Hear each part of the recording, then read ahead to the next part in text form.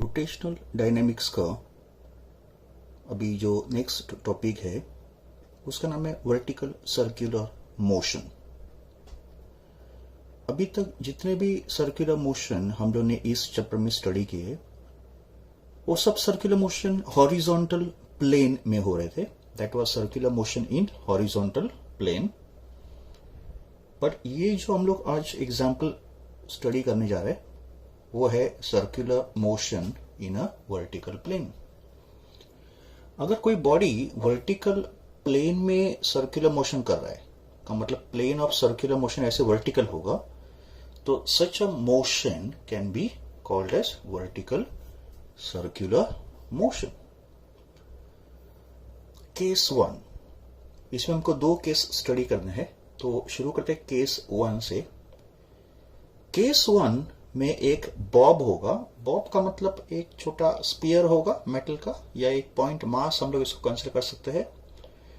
और इस बॉब को हमने टाई किया है to a massless inextensible string और फिर इस बॉब को हमने ऐसे वर्टिकल सर्कल में घुमाया, ऐसे वर्टिकल सर्कल में। तो such a motion can be called as vertical circular motion. It's a circular motion of bob in a vertical plane.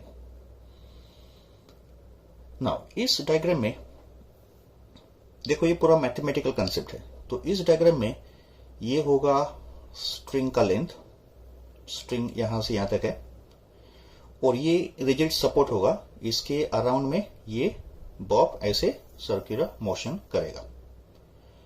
तो this is bob and this is length of the string. ना जब भी ये bob vertical circular motion perform करेगा तो string का जो length है, this length of a string becomes radius of a circular path. तो length of a string L is equal to radius of circular path, that is R. L becomes R. Now during circular motion of the bob there are different positions taken by the bob. इस position को हम लोग बोलेंगे lower most position या bottom position. फिर इस position को बोलेंगे एनी आर्बिटरी पोजीशन। इन दो पोजीशंस को बोलेंगे मिडवे पोजीशन या हॉरिजॉन्टल पोजीशन, बिकॉज यहां पे देखो स्ट्रिंग हॉरिजॉन्टल हो गया। और ये जो पोजीशन होगा पोजीशन ए, इसको बोलेंगे अपर मोस्ट पोजीशन या टॉप पोजीशन। तो top position, horizontal position, bottom position, again horizontal position. During circular motion of Bob in a vertical circle, two forces will always act on the bob. तो Bob यहां पे हो या यहां पे हो या यहां पे हो या बॉब यहां पे हो, हमेशा दो फोर्सेस बॉब पे एक्ट करेंगे। तो what are the two forces acting on the bob? First force होगा उस बॉब का वेट। तो अगर बॉब का मास m है तो m into G becomes weight of the bob. तो weight of the bob will always act in a vertically downward direction. तो irrespective of the position of the bob, bob का जो weight होगा ये हमेशा कैसे act करेगा? in a downward direction. And this weight will always remain constant. तो Bob का पोजीशन कहां पे भी हो during vertical circular motion, Bob का जो वेट होगा ये हमेशा डाउनवर्ड डायरेक्शन में एक्ट करेगा और ये वेट कांस्टेंट होगा। And the second force acting on the bob is tension और टेंशन का सिंबल होगा T। ये टेंशन फोर्स बॉब को किसने अप्लाई किया? स्ट्रिंग ने अप्लाई किया।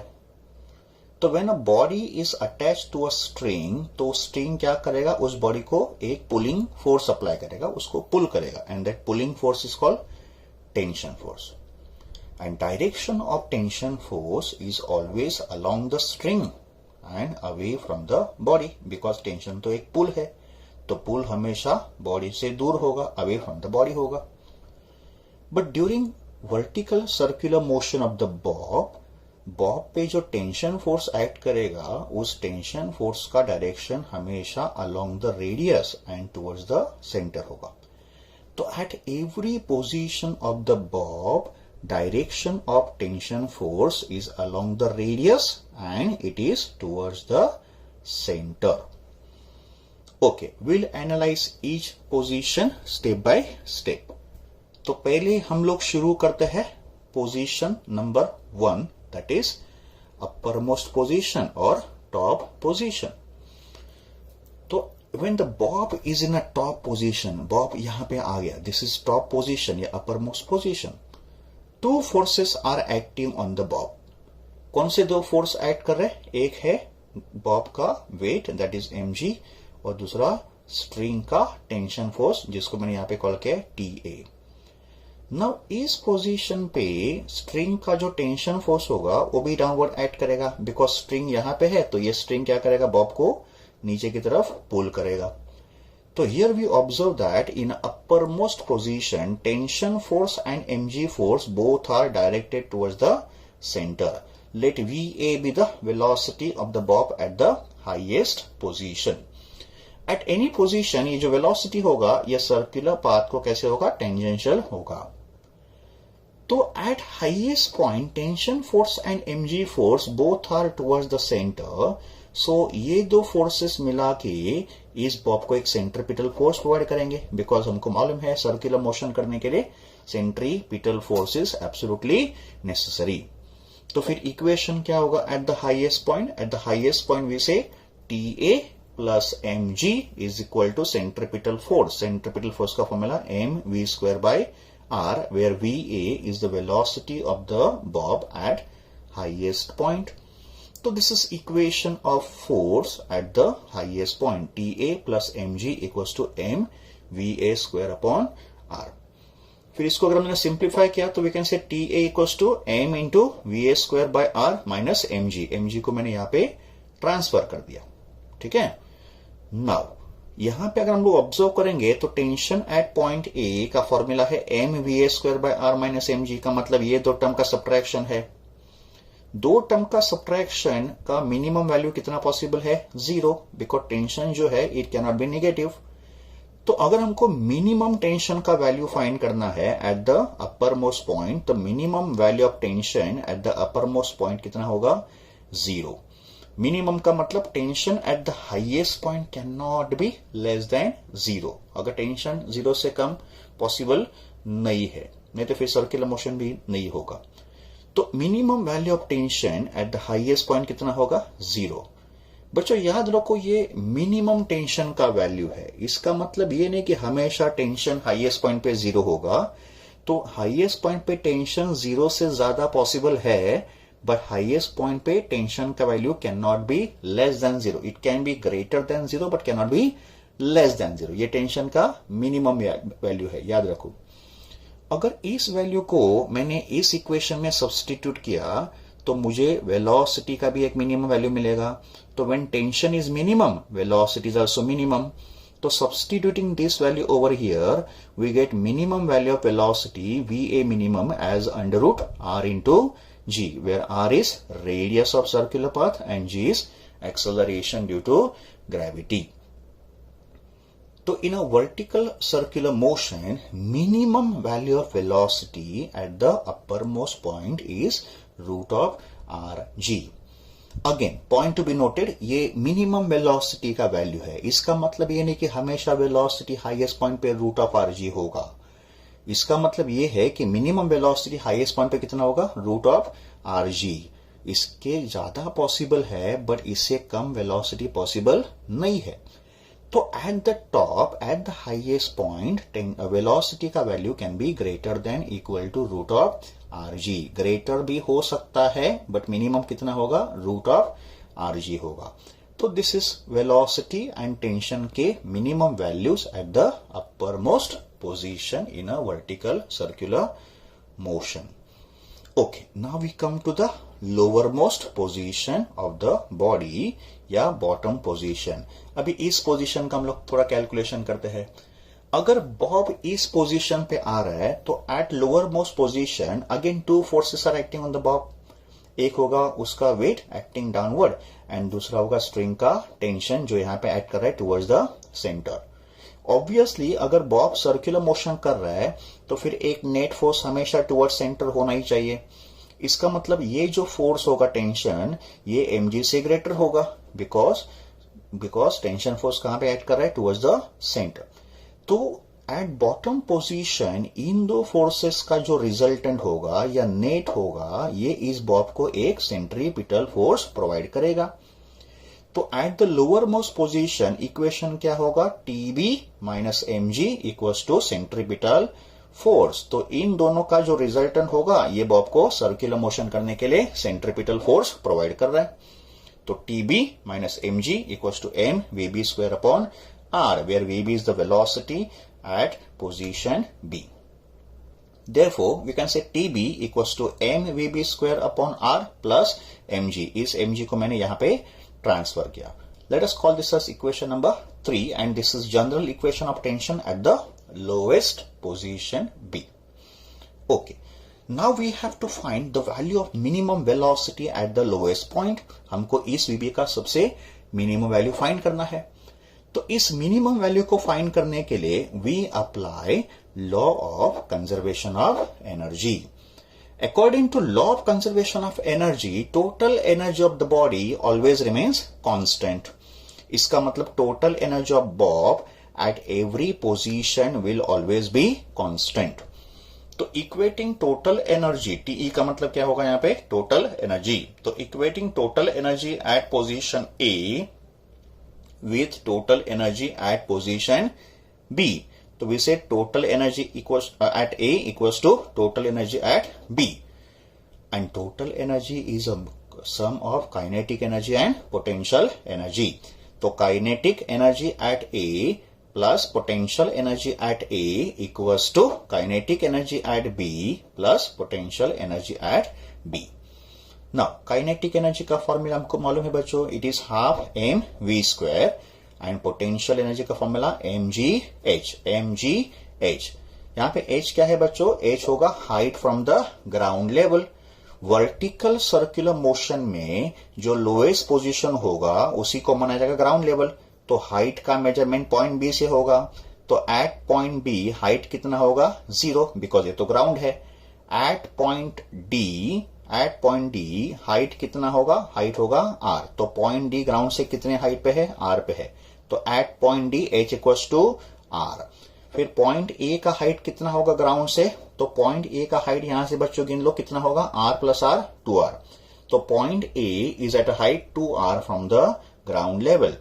तो h का वैल्यू पॉइंट बी के लिए 0, h का वैल्यू पॉइंट डी के लिए कितना होगा r, एंड h का वैल्यू a के लिए कितना होगा 2r। तो potential energy at position A is mg 2r because A का हाइट ग्राउंड से कितना है, r plus r 2r। Kinetic energy at point B is half mvb square and potential energy at point B कितना होगा बच्चों, 0। क्यों 0 होगा, because point B ground है और ग्राउंड का हाइट कितना होगा, 0, एंड अगर h 0 तो पोटेंशियल एनर्जी बिकम्स 0। इस इक्वेशन को सिंप्लीफाई करके we can say vb square minus va square equals to 4rg।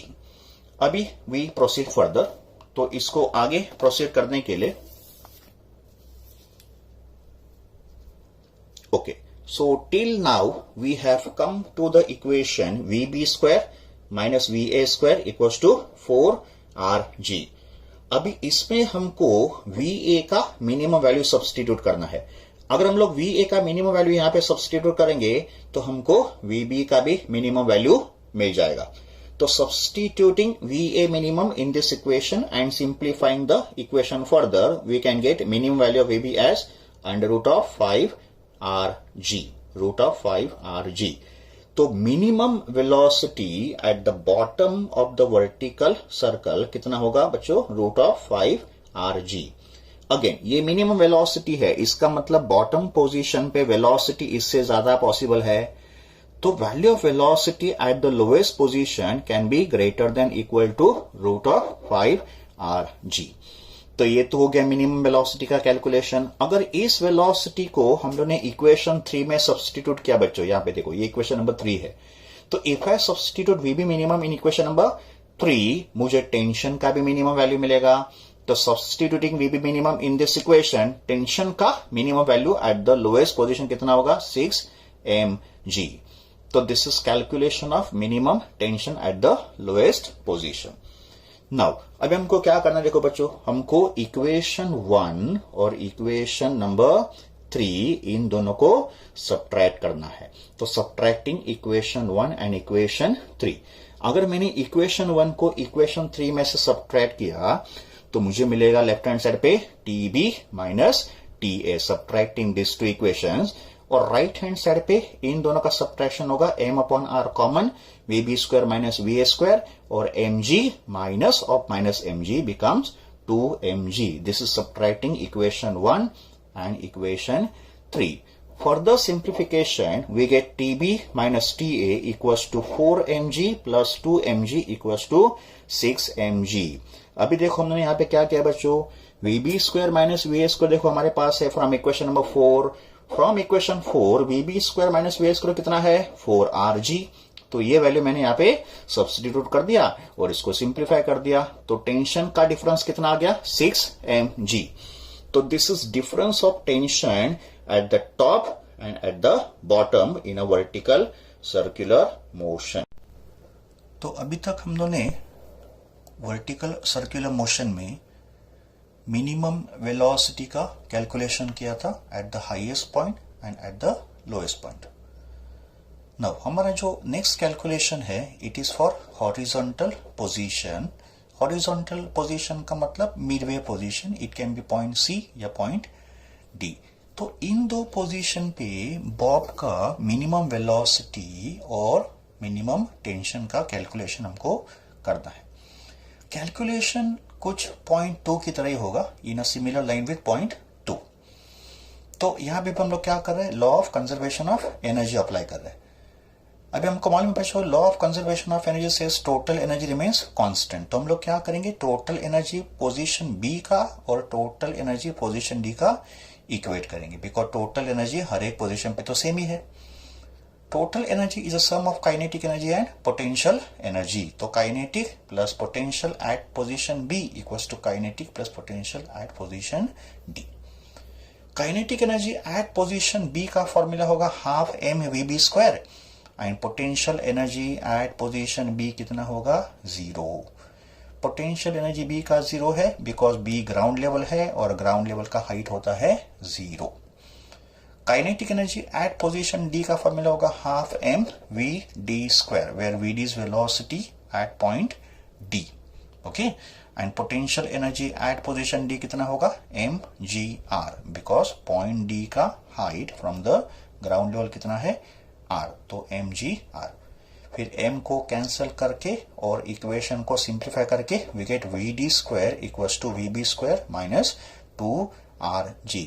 Some of the simple calculations जो है, 2-3 स्टेप जो है वो मैंने यहाँ पे नहीं लिखे हैं, you can simply do the calculations. तो V D square equals to V B square minus 2rg। इनको अगर मुझे मिनिमम वैल्यू के टर्म में लिखना है तो V D minimum square equals to V B minimum square minus 2rg। और फिर अगर मुझे मिनिमम वेलोसिटी फाइंड करना है तो फिर मैं वी बी का मिनिमम वैल्यू यहां से सब्स्टिट्यूट कर लूंगा। तो minimum velocity at the lowest position कितना था, रूट ऑफ 5rg। तो स्क्वायर कितना होगा, 5rg, वो मैंने यहाँ पे सब्स्टिट्यूट कर दिया। तो 5rg minus 2rg becomes 3rg and taking the square root, VD minimum is under root 3rg.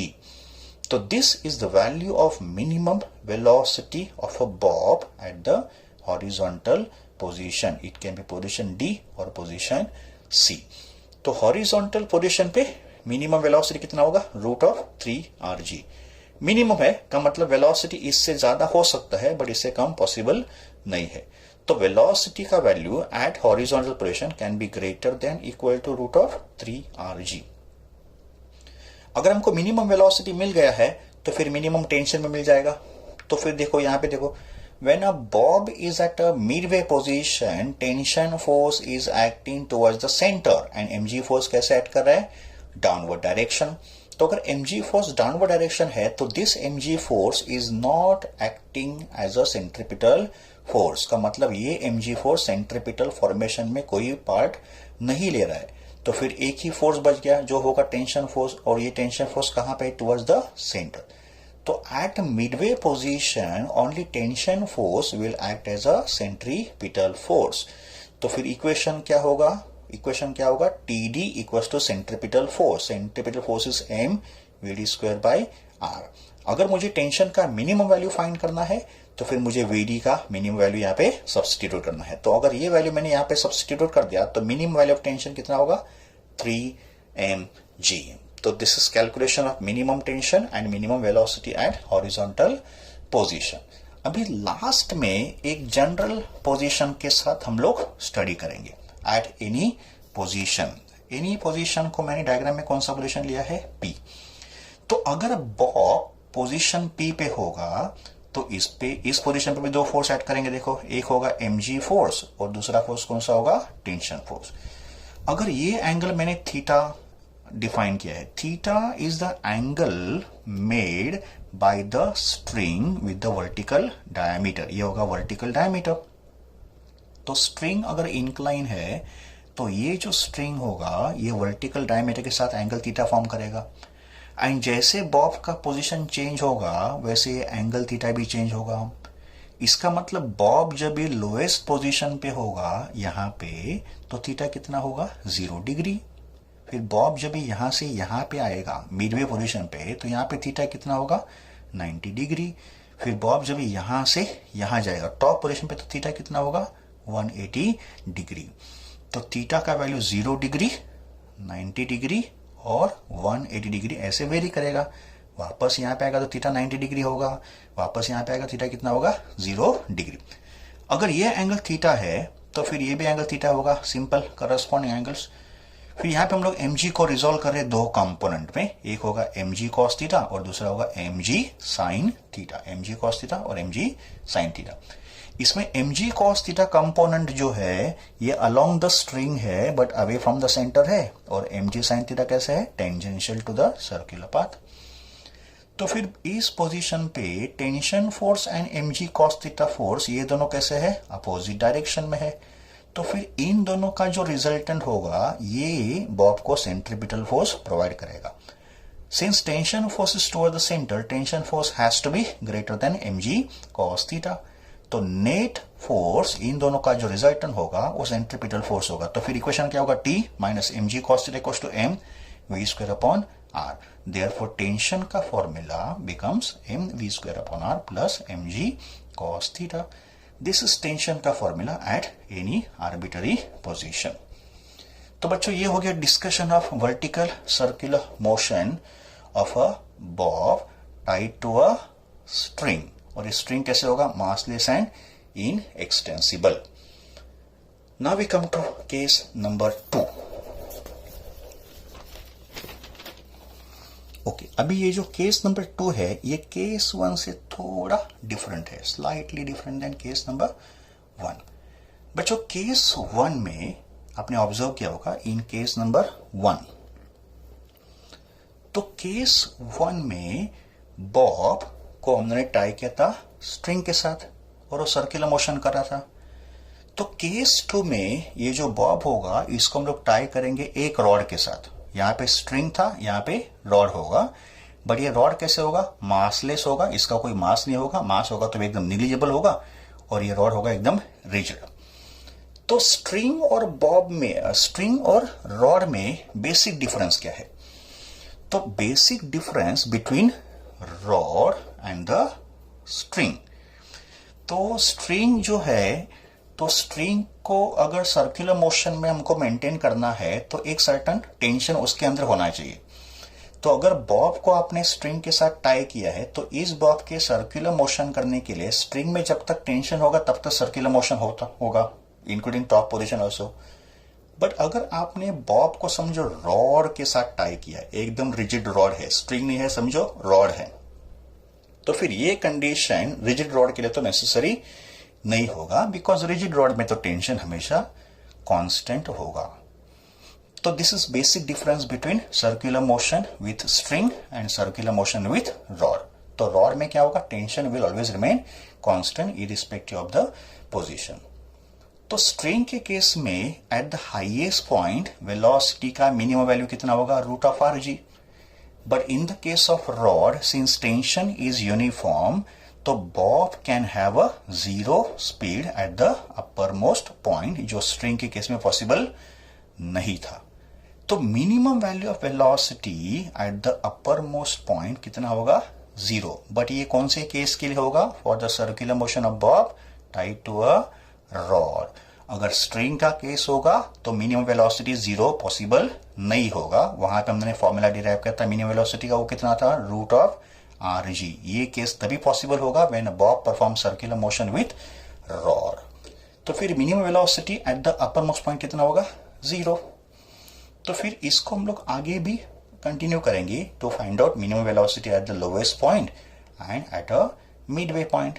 और कैलकुलेशन का मेथड सेम ही होगा जो हमने केस 1 में भी किया था। तो अगर मुझे लोएस्ट पोजीशन का मिनिमम वेलोसिटी फाइंड करना है, मुझे हाईएस्ट पॉइंट का तो मिनिमम वेलोसिटी मिल गया, वो तो जीरो है बिकॉज ये रॉड का है, तो bob can have zero speed. तो लोएस्ट पोजीशन का मिनिमम वेलोसिटी फाइंड करने के लिए वापस वही मेथड अप्लाई करेंगे, law of conservation of energy. तो by the law of conservation of energy, total energy at A must be equal to total energy at B. अभी ये रिपीटेटिव कैलकुलेशन है तो इसको मैं अभी ज्यादा एक्सप्लेन नहीं करूंगा।